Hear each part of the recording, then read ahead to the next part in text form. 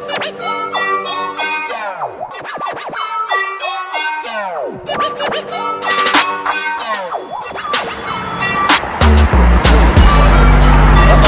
just fall back.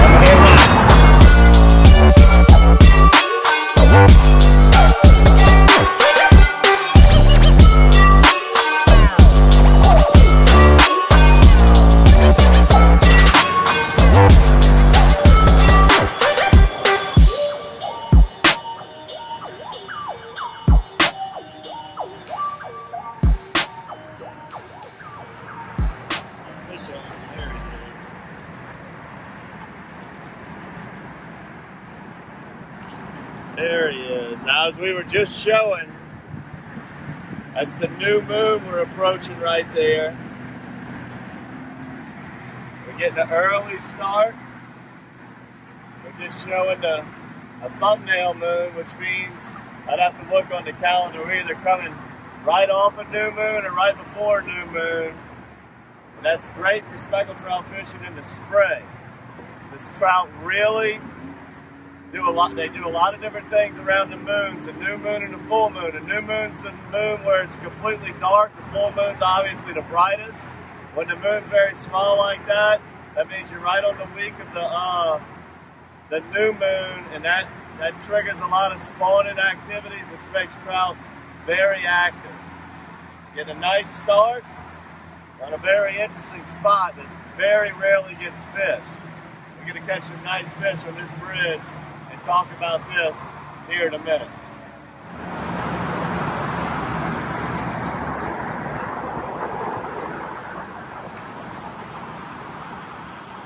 Tattooed it. You tattooed it. Come on up in here. Yeah, baby. So right now, we're fishing a little bit later in the spring. Water temperatures are rising. Starting to see some pogies flicking around in the lake. We're going with our X-Shad. That's called the Sexy Shad. This is a very common color combination in the bass world. It's like a purplish top. It's got a defined yellow line down the middle. It's just a pogie imitation. Got beautiful scales painted on here. One of our prettiest lures. Got it on a GoldenEye jig head. So, great lure. When you start seeing pogies flick around, the X-Shad has several shad imitations. We make a gizzard shad, smoking shad, purple pogie, and like I said, today is the Sexy Shad. Shad's one of the biggest forages with speckled trout here in Pontchartrain, so that's really the design of the shape of these matrix shads and X-Shads, and you know, the color is pretty doggone close to what a shad and a pogie look like.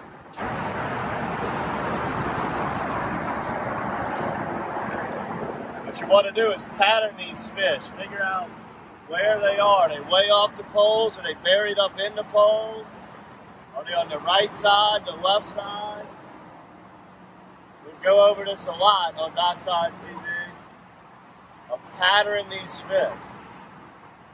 Those last two that we caught were on the right side of the pole. I'm going to go ahead and eliminate the other cast.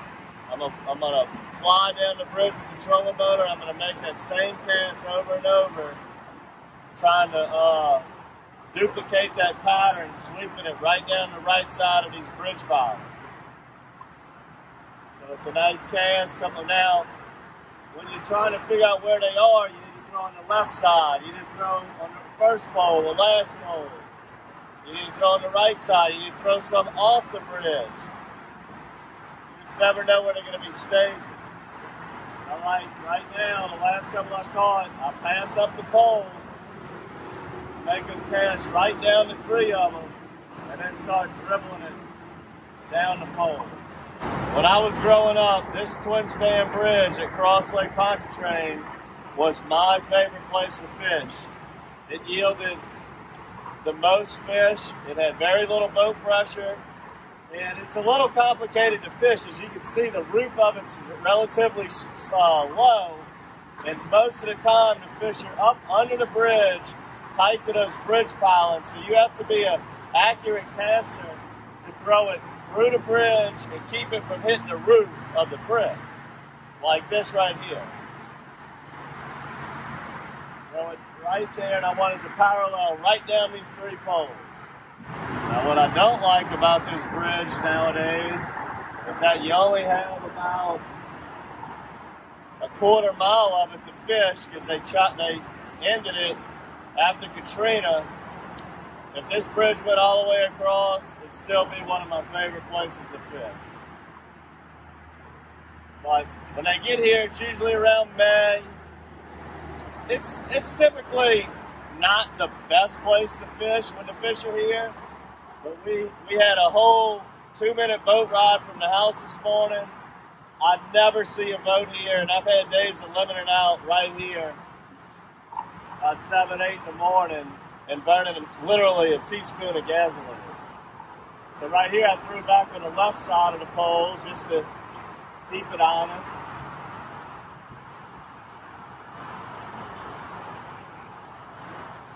And you'd be surprised of how many times I've had where you can hit the left side every time, not get a bite, but if you just throw it on the right side, you catch a fish every 3 or 4 pilings. These fish are very pattern oriented. And this is a lot different than the trestle, where you just throw at the bridge. Here you got to throw under it and make specific casts at specific angles. Once you figure out what angle these fish want to be on. Oh, I missed it. I thought it was the bridge pole. That was a fish. I had casted so close to the bridge that time, like you kind of halfway pulled it down. I casted so close to the bridge, I thought I might have been rubbing the bridge pole, but that was a fish. But that's how close you need to be. These fish really get in there tight. I'll give that fish one more shot. Right here, I'm going to try to get it in between the gap. It's a pretty tough cast. I kind of got there.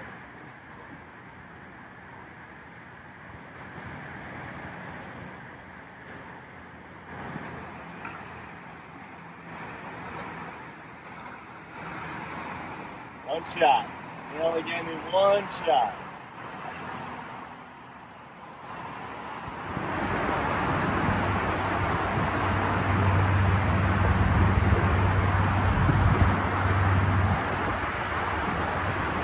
Oh, he broke me.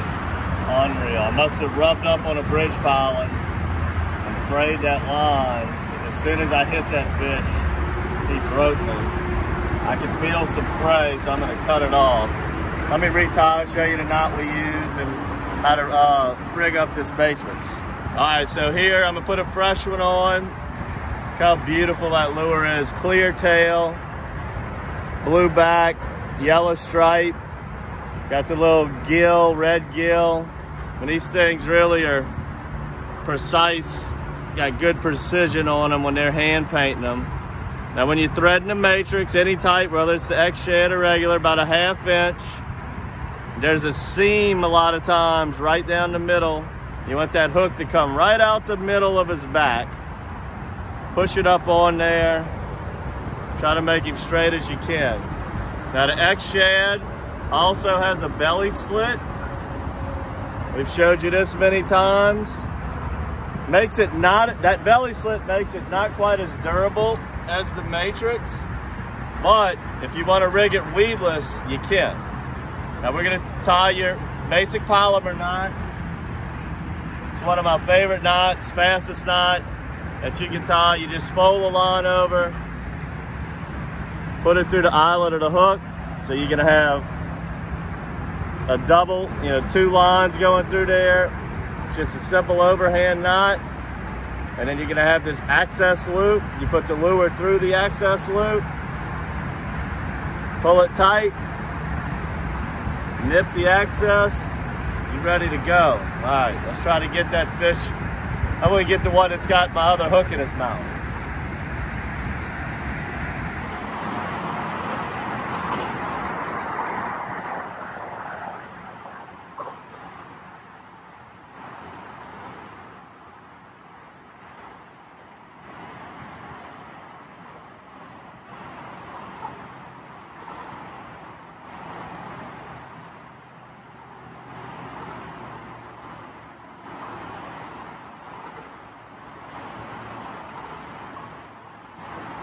Good fish. Look at that head shaker. Head shaker. These fish they're wanting to be in the exact spot, each one of them.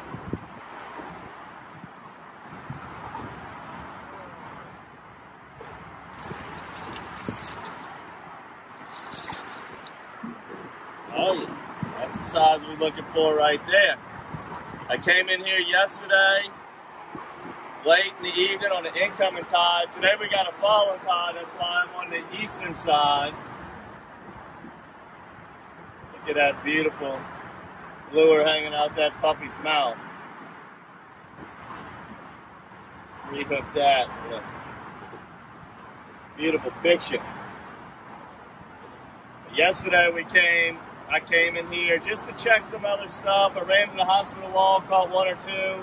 Was coming home on that incoming tide.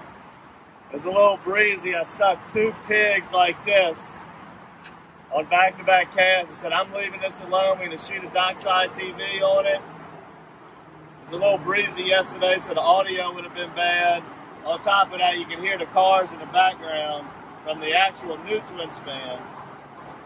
But you make that perfect cast, angle that lure right, get you some matrix shad, you can catch some logs, fishing other places in the trestle. Like, I cannot express this enough. If you want to ever find a different class of fish, a trophy fish, you've got to try places that nobody's bothering. These bigger fish will get away from the smaller fish.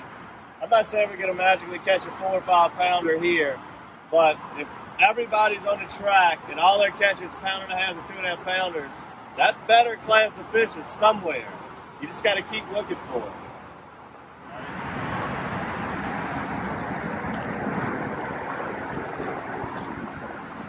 You see me put my rod tip to the left once I make the cast. What that's going to do, it's going to keep it close to them poles when it's coming down.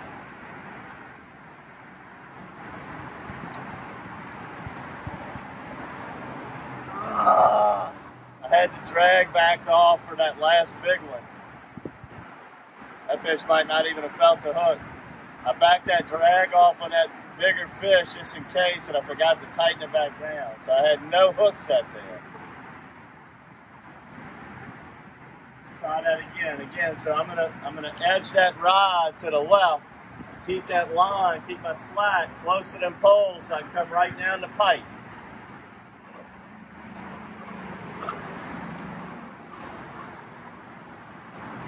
Right down the pipe. You can see that current breaking on them poles.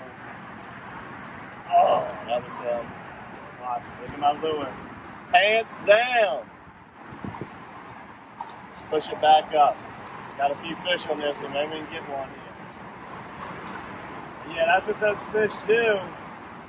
Is they get up in between them poles to get out of the current.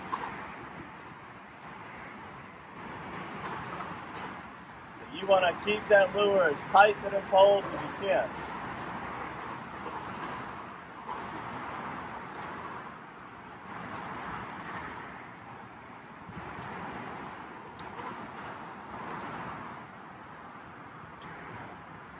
This isn't the type of fishing where you're going to pull up to one set of pilings and just sit there and pick them off. You got to pattern them and go pole by pole.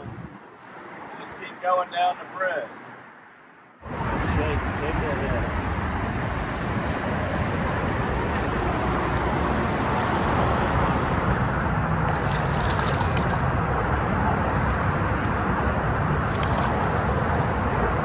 Coming in hot. That's why we missed a couple in a row right there. Wasn't them big loggers. Still a nice 14-inch fish, but the smaller the fish, the easier it is to miss them. I had a few fish on that pole. Let me get him in the well, throw it right back in there. All right, calling my shot right here. Right down that pole. We got these fish patterned now. Bump it, pause it, bump, bump, bump, pause, let it get back to the bottom. Bump, bump, bump, pause.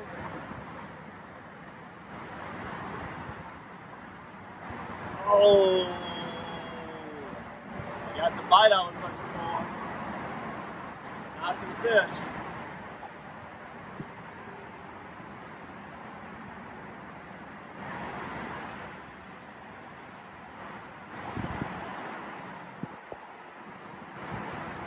Uh-oh, this will pull back. This will pull back. I hope it's a trout. Sound like piano wire when I hit him. I don't think this is a trout. I might have him gill hook.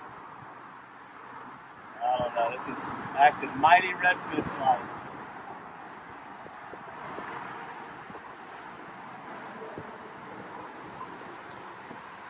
Oh yeah, baby. Look at that puppy.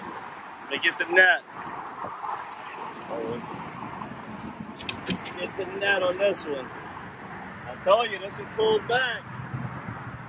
Yeah, buddy. Yeah, buddy. And that right there is why, even though we know we can catch them on the trestle, this is why we like to try other places. Right, yeah. That's a solid 4-pounder, I'd say. I knew it when I hit that fish. It was a different class. I could hear it. When I hit him, all I heard was swing, like piano wire in this line. I said, that one's pulling back. He engulfed this sexy shad, Matrix X shad. Look, guys, you want to come get your hands on some Lake Pontchartrain monsters? Come get out here. Try some things. Oh.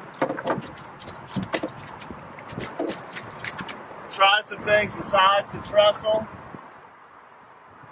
You know, so many places out here have beautiful fish like this. And so does the trestle, but you want a real trophy, you usually have to get away from it.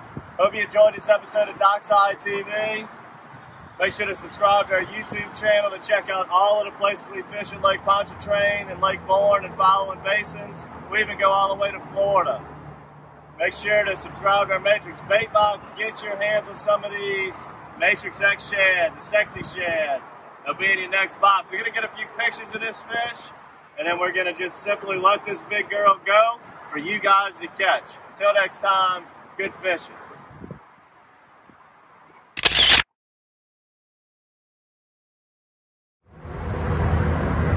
Alright, letting this big girl go from this morning. Oh, that's for you guys to catch. Until next time, good fishing.